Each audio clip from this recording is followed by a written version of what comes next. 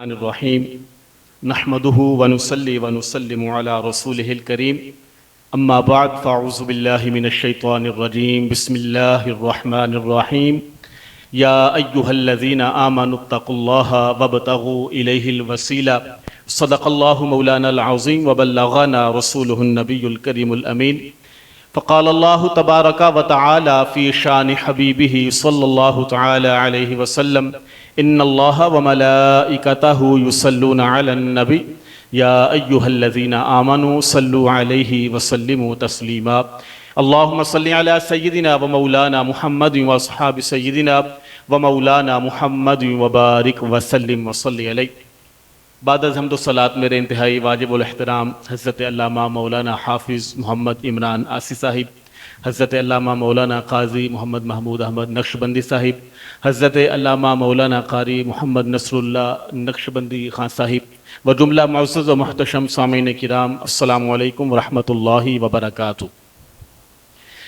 قبلہ علامہ آسی صاحب کی گفتگو کے بعد گفتگو کرنا ایسے ہی ہے جیسے سورج کی روشنی میں چراغ جو ہے وہ جلایا جائے۔ آپ کی گفتگو سن کر ویسے ہی ایمان تازہ ہو جاتا ہے۔ آپ کا ذوق، شوق اور علمی گفتگو اور جس گرفت کے ساتھ آپ نے تحریک پاکستان کے اوپر گفتگو فرمائی، یہ ایک عالم دین ہی گفتگو کر سکتا ہے۔ اللہ رب العالمین قبلہ کو مزید ہمت، طاقت اور استقامت عطا فرمائے اور اسی طرح اس سے بھی بہتر انداز میں دین متین کی خدمت جو ہے وہ سر انجام دیتے رہیں۔ چند منٹ گفتگو کروں گا۔ جو آیہ مقدسہ میں نے آپ کے سامنے تلاوت کرنے کا شرف حاصل کیا، اس میں اللہ رب العالمین نے ارشاد فرمایا کہ اے ایمان والو، اللہ سے ڈرو اور اس کی طرف وسیلہ تلاش کرو۔ وسیلہ کس کو کہتے ہیں؟ وسیلہ کا لغوی معنی ہے کوئی راستہ تلاش کرنا، اور اصطلاحی اس کا معنی ہے ہی التی یتوصل بہا الی تحصیل المقصود، کہ وہ ذریعہ کہ جس کے بدولت انسان اپنی منزل مقصود تک پہنچ جائے اس کو وسیلہ کہتے ہیں۔ اور وسیلہ کے بارے میں ابتداءً دو چیزیں جو ہیں وہ مد نظر رکھنا ضروری ہیں۔ ایک ہوتا ہے وسیلہ بالاعمال اور ایک ہوتا ہے وسیلہ بالذوات۔ کچھ لوگوں کا یہ نظریہ ہے کہ وسیلہ بالاعمال تو جائز ہے لیکن کسی ذات کا وسیلہ دینا یہ جائز نہیں ہے، حالانکہ ہونا یہ چاہیے کہ ذات کا وسیلہ اعمال کی نسبت زیادہ فوقیت رکھتا ہو۔ وہ کس طرح؟ مجھے نہیں پتا کہ اللہ رب العالمین میری نمازیں قبول کرے گا نہیں، الغرض کوئی بھی انسان یہ نہیں کہہ سکتا کہ اس کے اعمال اللہ کے بارگاہ میں قبول ہوئے ہیں کہ نہیں، لیکن ایک ذات ایسی ہے جو اللہ کی بارگاہ میں ہمیشہ سے مقبول ہے، اور وہ ذات ہے میرے اور آپ کے پیارے کریم آقا محمد مصطفیٰ صلی اللہ تعالی علیہ وسلم کی ذات۔ تو آپ کی ذات کا وسیلہ دینا تو اعمال کے وسیلہ دینے کی نسبت زیادہ درجہ رکھتا ہے۔ اب کریم آقا علیہ السلام کی ذات کو وسیلہ بنایا جائے، اس کی بھی بہت ساری مثالیں ملتی ہیں۔ چند ایک مثالیں دے کر اپنی گفتگو کو ختم کرتا ہوں۔ ایک ہے نبی کریم علیہ السلام کی ذات کا وسیلہ دینا اس وقت کہ جب ابھی آپ علیہ السلام اس دنیا میں جلوہ گر ہی نہیں ہوئے۔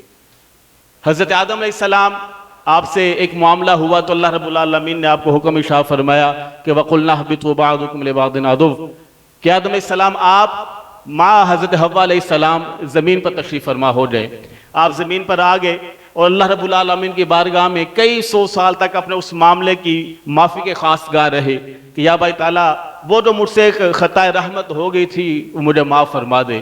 روایات میں آتا ہے کہ 300 سال تک حضرت آدم علیہ السلام اپنے اسی معاملے کی معافی اللہ رب العالمین سے مانگتے رہے، لیکن اللہ رب العالمین نے کوئی التفات نہ فرمایا۔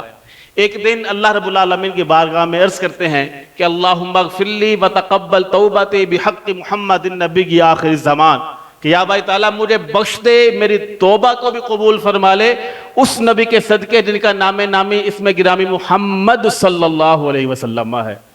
تو اللہ رب العالمین نے پوچھا کیف عرفت محمدا، کہ آدم علیہ السلام آپ نے محمد عربی علیہ السلام کو پہچان کیسے لیا؟ تو اللہ رب العالمین کی بارگاہ میں عرض کرنے لگے یا بھائی تعالیٰ جب تو نے میرا جسم اقدس بنایا وَنَفَخْتَ فِيَّ مِن رُوحِكَ، اور میرے جسم کے اندر تو نے روح کو پھونکا تو رفعت رأسی، میں نے اپنا سر اٹھایا، فَرَأَيْتُ عَلَىٰ قَوَائِمِ الْعَرْشِ مَكْتُوبًا، تو میں نے عرش کے ستونوں پر لکھا ہوا دیکھا لا الہ الا اللہ محمد الرسول اللہ، کہ کہ یا بھائی تعالیٰ تیرے نام کے ساتھ ایک اور نام لکھا ہوا تھا، تو میں اسی وقت سمجھ گیا کہ جس ذات کا نام تیرے نام کے ساتھ آ گیا یقیناً وہ تیری کوئی برگزیدہ اور پاک ہستی ہی ہوگی۔ تو اللہ رب العالمین نے فرمایا لولا محمد لما خلقتک یا آدم، کہ آدم علیہ السلام اگر میں نے محمد عربی علیہ السلام کو پیدا نہ کرنا ہوتا تو میں تمہیں بھی پیدا نہ فرماتا۔ اور ایک روایت میں آتا ہے لولا محمد لما خلقت الافلاک والارضین، کہ اگر میں نے محمد عربی علیہ السلام کو پیدا نہ کرنا ہوتا تو یہ زمین و آسمان بھی پیدا نہ فرماتا۔ اب دیکھیں کریم آقا علیہ السلام کی ذات کا وسیلہ اس وقت دیا گیا جب آپ اس دنیا میں جلوہ گر ہی نہیں ہوئے۔ دوسری مثال آپ کو دیتا ہوں توسل بالنبی فی حیاتہ، کہ کریم آقا علیہ السلام اپنی ظاہر زمانہ حیات میں موجود ہیں اور آپ علیہ السلام کی ذات کا وسیلہ پیش کیا گیا تو اللہ رب العالمین نے دعا کو قبول فرمایا۔ ایک صحابی تھے نابینا صحابی عثمان بن حنیف رضی اللہ تعالیٰ عنہ کا نام ہے، اور کریم آقا علیہ السلام کی بارگاہ میں جا کر عرض کرتے ہیں یا رسول اللہ صلی اللہ علیہ وسلم میں آنکھوں سے نبینا ہوں، کچھ دیکھ نہیں سکتا، تو دعا فرمائے اللہ رب العالمین میری بینائی جو ہے وہ مجھے لوٹا دے۔ تو کریم آقا علیہ السلام فرماتے ہیں کہ میں تیرے لیے دعا کر دوں یا تجھے کوئی وظیفہ بتا دوں؟ آپ علیہ السلام دعا فرماتے تو اللہ رب العالمین فوراً دعا کو قبول فرما لیتا، لیکن کریم آقا علیہ السلام نے ان کو وظیفہ بتایا تاکہ ان کو بھی یہ کام آ جائے اور بعد میں آنے والوں کے لیے بھی وہ وظیفہ کارآمد ہو۔ وہ وظیفہ کیا تھا؟ کریم آقا علیہ السلام نے فرمایا کہ عثمان اندر جا کر 2 رکعت نفل ادا کرو، مسجد میں آئے تھے کہا اندر جا کر 2 رکعت نفل ادا کرو، اور نفل ادا کرنے کے بعد یہ استغاثہ پیش کرنا۔ وہ دعا کیا تھی؟ اللہم انی اسألک واتوجہ الیک بنبیک محمد النبی الرحمہ، یا محمد انی قد اتوجہ بک الی ربی فی حاجتی ہذہ لتقضی لی اللہم فشفع فی۔ یہ دعا کی کہ اے اللہ میں تجھ سے سوال کرتا ہوں، تیری طرف متوجہ ہوتا ہوں اس نبی کے نام کے صدقے جن کا نام اسم گرامی محمد صلی اللہ علیہ وسلم ہے۔ تو کیا ہوا؟ یہ وظیفہ مکمل کیا، باہر آئے آنکھیں بالکل ٹھیک تھی۔ یہ ہے کریم آقا علیہ السلام کی ذات کا وسیلہ پیش کیا تو اللہ رب العالمین نے فوراً دعا کو قبول فرما لیا۔ اب یہی عثمان بن حنیف رضی اللہ تعالیٰ عنہ ہیں اس کے راوی اس کے، اور کریم آقا علیہ السلام کا زمانہ گزر چکا، ظاہری زمانہ۔ ابو بکر صدیق رضی اللہ تعالیٰ عنہ کا زمانہ آیا، وہ بھی گزر گیا۔ عمر فاروق رضی اللہ تعالیٰ عنہ کا زمانہ آیا، گزر گیا۔ حضرت عثمان غنی رضی اللہ تعالیٰ عنہ کا زمانہ آیا، وہی راوی ہیں عثمان بن حنیف رضی اللہ تعالیٰ عنہ۔